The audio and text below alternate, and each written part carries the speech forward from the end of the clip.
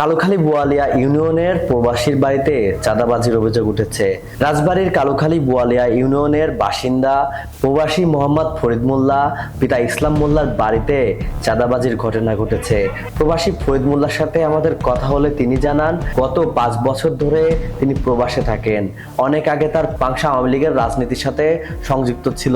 এর ভিত্তিতে বিভিন্ন সময় বিভিন্নভাবে পাংশার সত্যজিৎপুর এলাকার কিছু বখাটে তার কাছে চাঁদা দাবি করে আসছে এবং হুমকিও দিচ্ছে।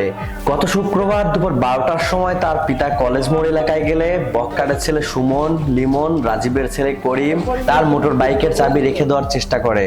পরে শুক্রবার নামাজের সময় বাড়িতে কেউ না থাকায় দলবল নিয়ে তাদের বাড়িতে যায় সুমন ও রাজীব। সিসিটিভি ফুটেজে দেখা যায় তাদের বাড়ির মধ্যে বেশ কয়েকজন যুবক একসাথে প্রবেশ করেন। ফরিদ মোল্লা জানান, তার বাড়িতে থাকা একজন মহিলার কাছে 3 লক্ষ টাকা দাবি করেন এবং ভয়ভীতি হুমকি দিতে থাকেন। যেসব পোলাপান গেছে এদের সাথে কিন্তু চলিনি মিশিও নি, এদের আমি সাথে সম্পর্কও নেই। মাঝে মধ্যে বাইরে যা হুমকি দুমকি দেয়, টাকা পয়সা নেই। আমার মাধ্যমে বিকাশের টাকা এনেছে, এসব মাধ্যমে টাকা এনেছে।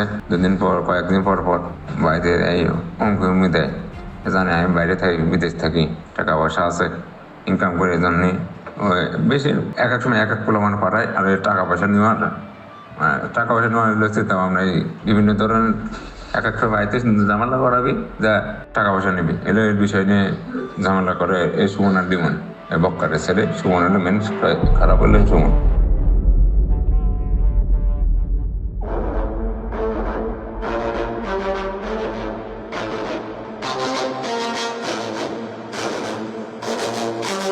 অভিযুক্ত সুমনের কাছে বিষয়টি জানতে চাইলে তিনি বলেন, তার এক ছোট ভাই গাড়ি কেনার জন্য টাকা দিয়েছিল ফরিদের কাছে। ফরিদ সেই টাকা না দিয়ে বিদেশ চলে যায়। তার ও তাদের পরিবারের ইমেজ নষ্ট করার জন্য ফরিদ সাংবাদিকদের কাছে টাকা দিয়ে মিথ্যা বানোয়াট তথ্য ছড়াচ্ছেন। আপনাদের কাছে যে দিয়েছে সম্পূর্ণ ভিত্তিহীন ভাইয়া। এটা হচ্ছে আমাদের এক ছোট ভাই, ওই আওয়ামী লীগের দুঃশাসন আমলে, ঠিক আছে ভাইয়া? জি জি। ওর কাছে হচ্ছে একটা গাড়ি কেনার জন্য 25,000 টাকা দিছিল ওই ফরিদের কাছে, যার বাসায় ওইটা হয়েছে আর কি। হ্যাঁ জি। তা ওই টাইমে ও মানে ও টাকা চাওয়ার পর ওই টাইমে ওকে অনেক অকথ্য ভাষায় গালাগালি করা হয়, ওকে হুমকি দেওয়া হয়, ধমকি দেওয়া হয়। ও তো ঢাকাতে ছিল ওই দিন। আমরা এলাকার ওর ভাই হিসেবে আমাদের কাছে বলছে বিধায় আমরা ওইখানে গেছি। আপনারা আছেন, আমরা বিএনপি করি। আমাদের শুরু আদি লগ্ন থেকে আমার বাবা বিএনপি করে। মানে আমাদের একটা দায়িত্ব থাকে। ওরা হচ্ছে আমাদের এলাকার ছোট ভাই। ও এরকম দিছিল, কাটামাটা হয়। মোটরসাইকেল চুরি চক্রের সাথেও জড়িত ছিল। ও 2-3 বার জেলও খাটছে এই কারণে। হ্যাঁ, ওই বিশে ফারুক নামে একটা ফারুক আছে, যে হাসপাতালে চাকরি করে, ওর সাথে অ্যাডজাস্ট করে এগুলো চুরাই গাড়ির সাথে সম্পৃক্ত ছিল।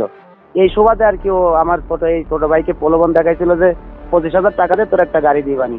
পরে ও তো বিদেশ চলে গেছে। ওই বিদেশের থেকে ওর তো টিকিটাও ধরা যায় না। এখন ওরা ওই টাকাটা নিতে গেছে। এখন ওরা এই বিভিন্ন সংবাদ মাধ্যমে বা বিভিন্ন ভাবে এরকম আমাদেরকে হেয় প্রতিপন্ন করতেছে, আমাদের মনে করেন ইমেজ নষ্ট করার কারণে এগুলো করতেছে, বুঝছেন ভাইয়া? দাবি বলতে কি, আমরা কলেজ মোড় থেকে ওই যে ইসলাম আঙ্কেলকে ধরে বলছিলাম। এর আগে ওর বাড়িতে আওয়ামী লীগের কিছু পোলাপান আমাদের নাম ভাঙে ওর বাড়িতে গেছিল, হুমকি দামকি দিয়েছে। এই ব্যাপারে উনি আবার আমাদের কাছে কিছু না বলে, আমরা কিন্তু এর আগে ওনার নিয়ে এলাকায় সালিশ বসার কথা ছিল, বুঝছেন ভাইয়া?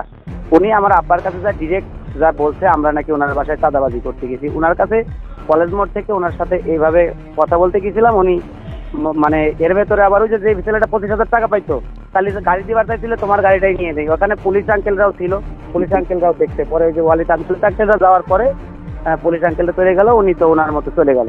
আমাদের ইমেজ নষ্ট করার জন্য ভাইয়া এগুলো করতেছে, বুঝছেন ভাইয়া? তারা বলছে যে তারা নাকি মামলা টামলা কিছু করবে না। হ্যাঁ, মীমাংসা ওখানে আমাদের সিনিয়র নেতা ছিল একজন ফুলটিয়া বাড়ি ভাইয়া, ওনার বাড়িতেই। এরপরে আর কোনো এইগুলো নিয়ে কোনো সালিশ বিচার হয়নি আমাদের। এই যে কালুখালী থানার ভারপ্রাপ্ত কর্মকর্তার কাছে বিষয়টি জানতে চাইলে তিনি বলেন, থানায় কোনো অভিযোগ হয়নি। অভিযোগ হলে তারা এর পদক্ষেপ নেবে।